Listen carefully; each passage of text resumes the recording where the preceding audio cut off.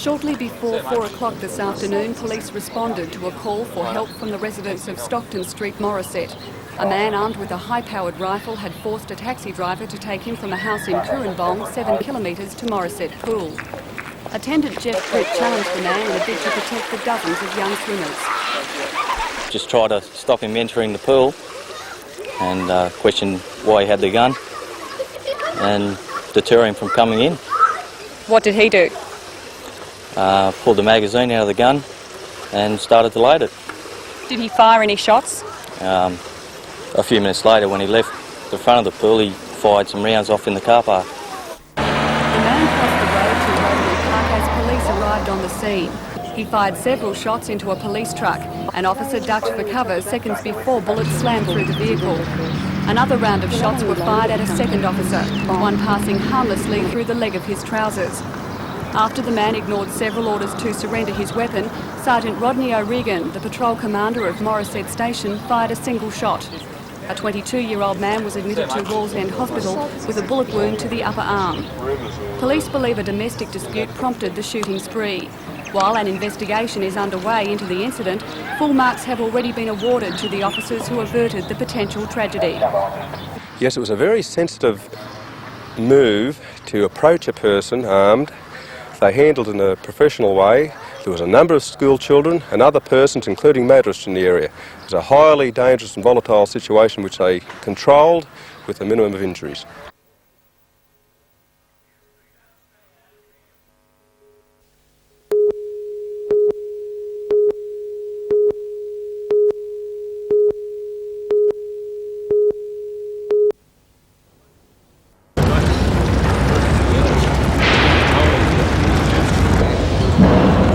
Up as a ship factory to move things through. Chairman of the committee. Oh, well, the 8 would be better. What do you... It's a normal build period for us. The Antarctic research was a bit longer.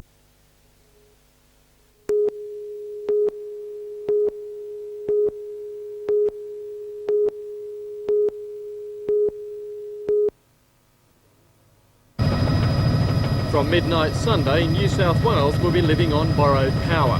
If generators break down in any of the state's 7 power stations, there will be nothing the Electricity Commission can do.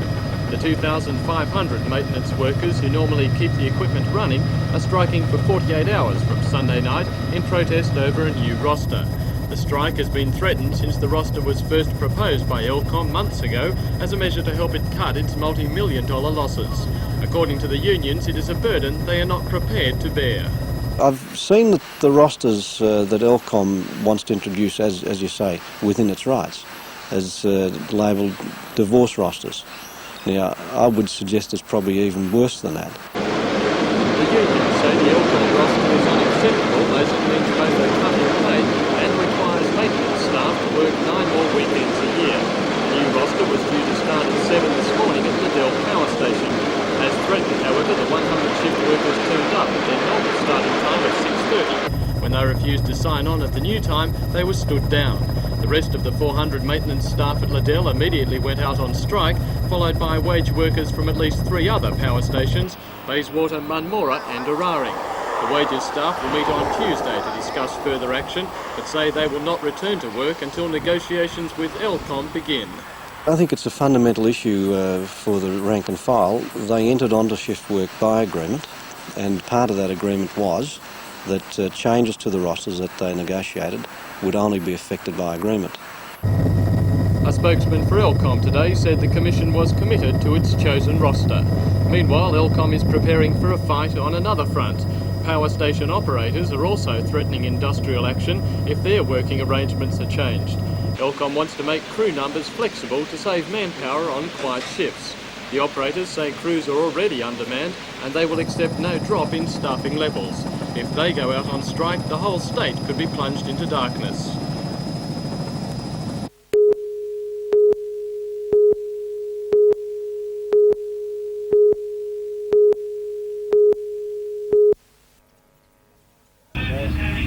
About 2,500 Elcom workers met today at Gosford's Graham Park.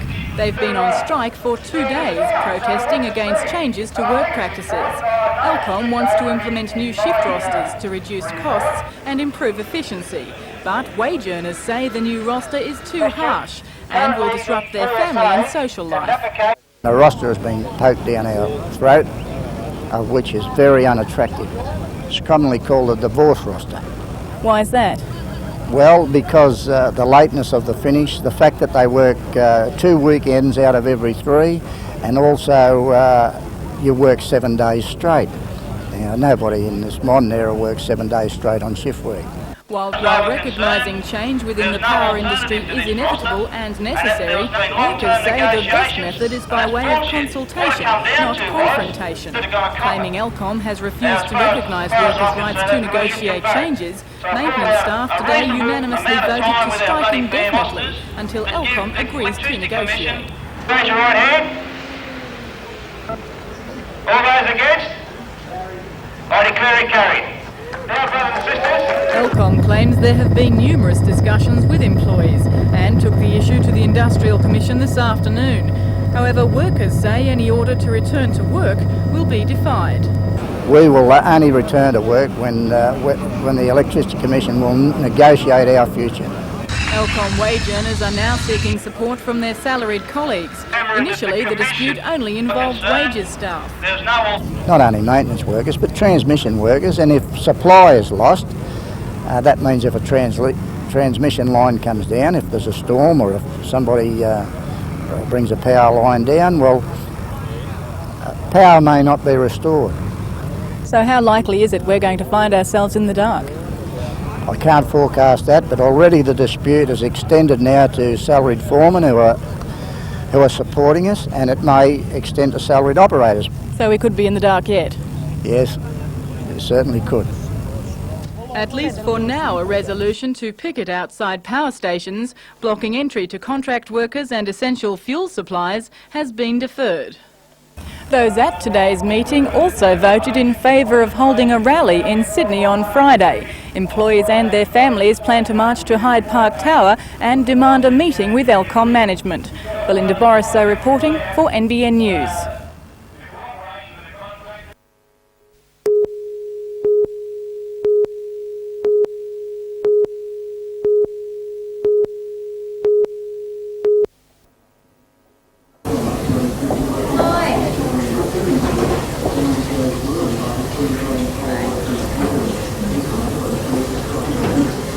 I just can't seem to do anything with it. Not a problem, we'll fix it up for you. It's great. It was the ability to fix hair in a jiffy. Yes, even this journalist's hard luck locks, they won silver for the girls in Dusseldorf. 19-year-old Susanna Vangeloff Abbott and her 18-year-old colleague, Chrissy Bashford, took a shortcut to success. The two apprentices from Pandora's salon in the city crimped, coloured and curled their way to a medal in the team event. Susanna also won an individual silver medal. The girls had to brush off many obstacles during their rise to the top. The instructions weren't given in English and they had to choose the styles themselves. They look for the suitability, the balance of your style, if it's in current trends at the moment, how clean your work is. But 4 years of hard training gelled as they finished head and shoulders above 40 other competing countries. The World Cup is held only every 2 years, and according to Susanna, their achievements in the international event show the Hunter has a very high standard of hairdressing. It's right up there with the winners, it is, it's right up there. Australia's very high in its hairdressing standard, but we are in a disadvantage because we're so far away from the European countries. It takes us a long time to find out new trends and new things that are happening, so that's a bit of a disadvantage for us. And while the end result of their labour may just be a gleaming medal, for one client at least, it was a heady experience. Helen Hughes reporting for NBN News.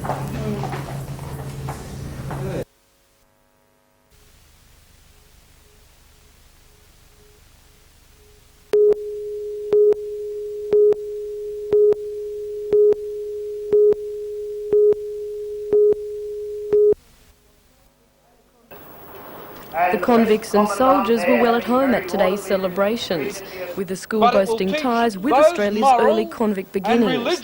The first teacher at Newcastle East was a convict, appointed to teach the children of the early Newcastle settlement.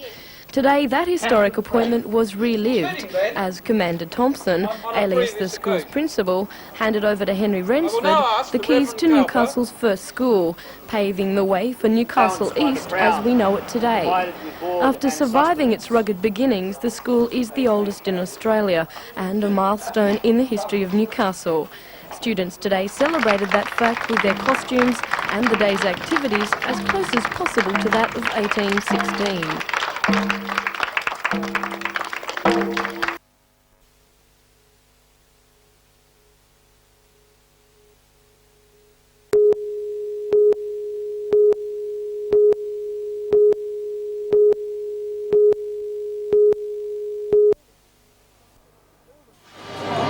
All of the competitors share a common goal, doing the best job they can and proving they have pride in their work.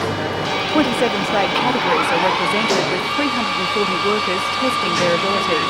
While the skills involved in the trades vary greatly, the judge's critical eye can recognise excellence in each field, and at the end of the 3 days it will be rewarded with gold, silver and bronze medals.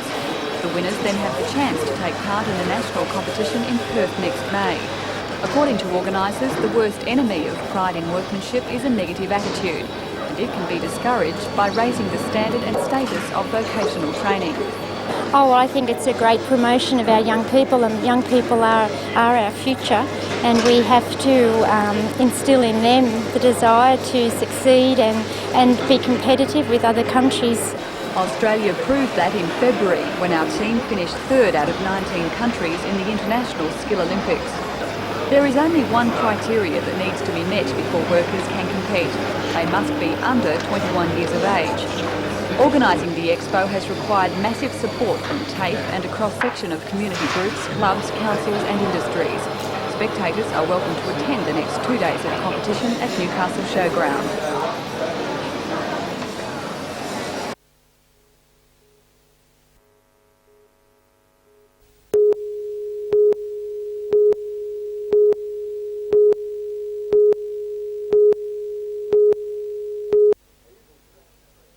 Able to demonstrate in our gathering today is a commitment which goes to repair the damage that some of the more senior of us have achieved in our life. Not there just for decoration. I think that is.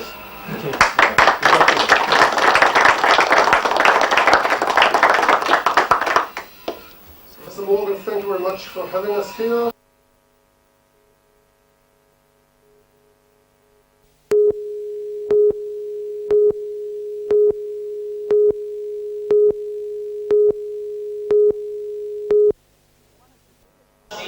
One of the biggest public meetings ever seen in Newcastle was held at the City Hall. More than 1,000 people expressed their concern about a development they say is unnecessary, inappropriate and damaging to the city's character. Inevitably, it was a case of preaching to the converted. Billed as a debate, the absence of the project's supporters meant the hundreds of people present heard more arguments against than for the scheme. Speakers included economist Dr Howard Dick and Stephen Harris from the National Trust. The need for a modern landmark was dismissed as a childish exercise, an example of little boys building sandcastles.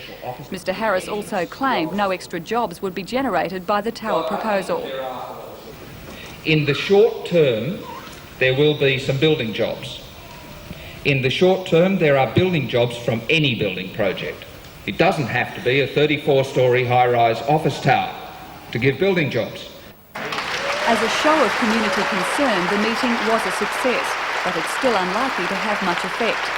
The Minister for Planning and Environment, David Hay, today issued a statement. He's noted Council has already given the project its consent.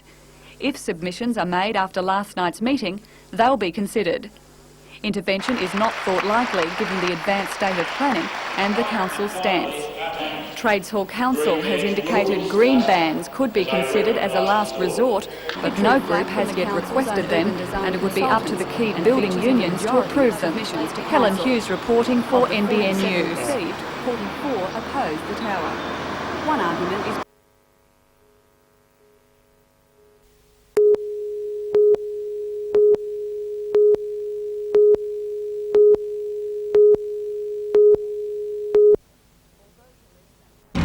Although police and paramedics were quickly on the scene, there was nothing they could do to save the driver of a van which crashed into the back of a tabletop truck outside the Sims Metal Company.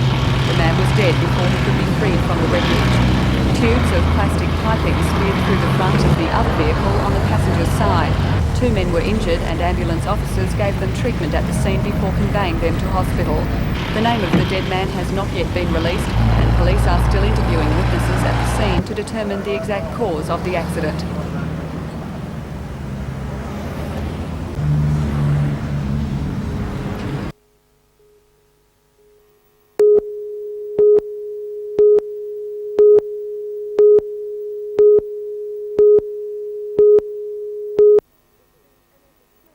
It's been an epic journey of man and beast, 400 kilometres and 3 weeks in the making, but now it's over and the history-making drive is just that, history. The drive rolled into the outskirts of Maitland just after lunchtime today, after spending its last night on the road, camped at a reserve at Gosforth. Then, after a restful morning on the outskirts of Rutherford, it was time to tackle those last few hundred metres. And it turned out to be a real traffic-stopping affair. Highway Patrol Police were stationed each end of the sale yard turnoff, bringing traffic along the busy New England highway to a stop. And with 15 drovers sitting tall in the saddle, the big drive strode up to the sale yard gates. From there they were penned, awaiting tomorrow's Bicentennial cattle sale. And by the look of the beasts who arrived today, that sale should see some good prices. All were in great nick despite their long journey, a credit to the people who have guided them along the way. And while there was certainly plenty of pats on the backs for the drovers today, there was also a sense of loss as the realisation that the big adventure is all over hit home.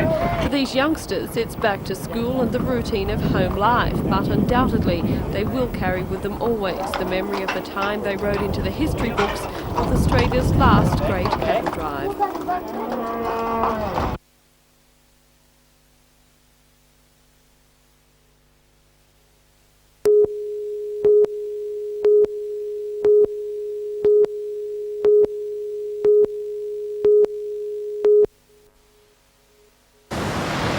Until now, sunscreens, hats, shorts and umbrellas were the best way for the sun lover to enjoy the great outdoors without burning to a frazzle. However, once you stepped into the water, all were either impractical or far less effective. Enter the wet shirt, a light, colourful lycra garment which has been popular among the surfing fraternity for some time, thanks to its ability to prevent board chafing.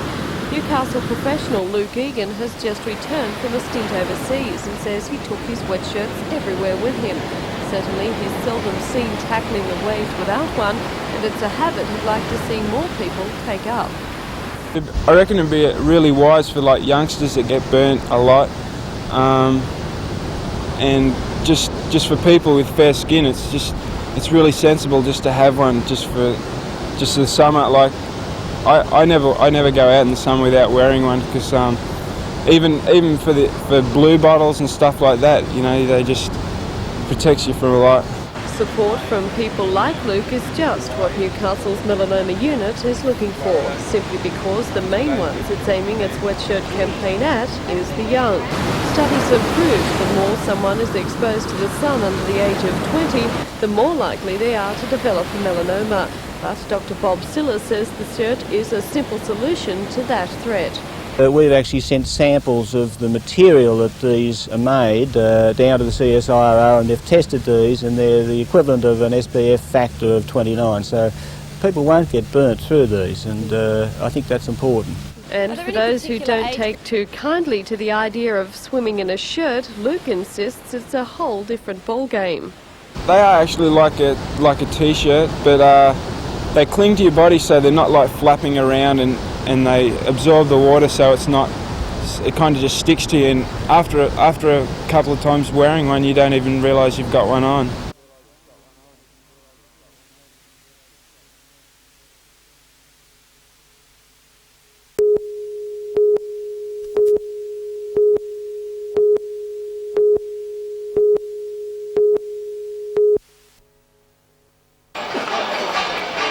More than 300 competitors from across the region are taking part in the Bicentennial Work Skills competition. All under 21, they're the cream of the region's young tradespeople, putting their skills to the test in 27 categories. Although all their hard work is just for the judges, put these young people together and you could soon have a complete house. The foundations, carefully and systematically laid brick by brick. As for the plumbing, it's unlikely to be more complex than this. And by the look of the wiring test panels, the average house would be a pushover for these competitors. Then, for some creative wall coverings, see those in the painting and decorating section. Finally, of course, you'd want to fill the home with furniture and cupboards, courtesy the cabinet making section. The idea behind the work skills competition is principally to promote excellence in trades. However, organisers say competitors also hone skills which would otherwise be lost, such as cutting bricks by hand as required in that section. Most of the time for cutting we use brick saws, which are a mechanical operated thing. Admittedly we get a good cut out of the thing, but we don't have the old-time hand skills. Hand skills is something that we're losing in the trade, and with doing this sort of operation, the students really show what they can do. Do they need those hand skills anymore?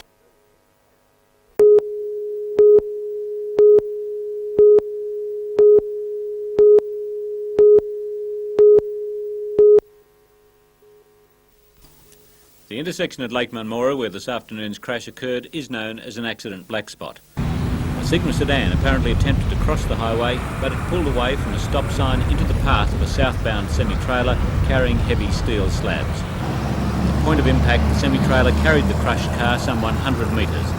The man driving the car and his woman passenger, both aged in their 60s, were killed instantly. In an attempt to avoid the sedan, the semi-trailer driver slewed his vehicle across the median strip. But tragic as the accident was, the outcome could have been worse had the vehicles crashed off the road. Children had just come out of school and were lining the footpath. Rescue crews were forced to use heavy equipment to free the two bodies from the twisted wreck. The driver of the Victorian registered semi-trailer was shocked but uninjured. Had to use the jaws in other accidents in the Sydney area last night at Terry Hills, rescue workers also had to use the jaws of life to free the body of a 25-year-old woman. Police say her car swerved onto the wrong side of the road and hit an oncoming 3-tonne there was truck. another head-on collision. Meanwhile, in Police say the Wentworth Falls in the Blue Mountains west of Sydney, there was another head-on collision.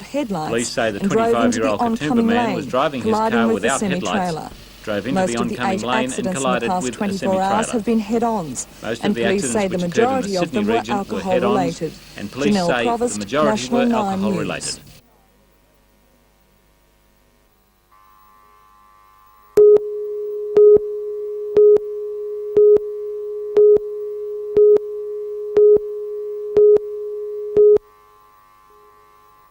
The Development Board is working with East Coast Stevedoring, Marine Proprietary Limited and Ocean Services Proprietary Limited to try to persuade importers that if they want their goods by Christmas, Newcastle Harbour is the way to go.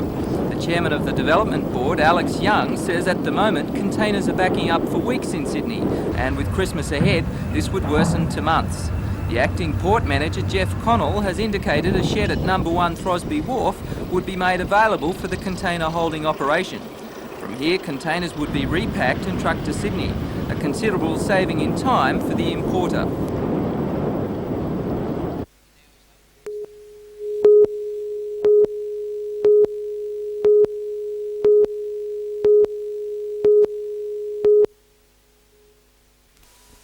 Norths has had its share of wins in the past, winning more premierships in the first grade competition than any other club.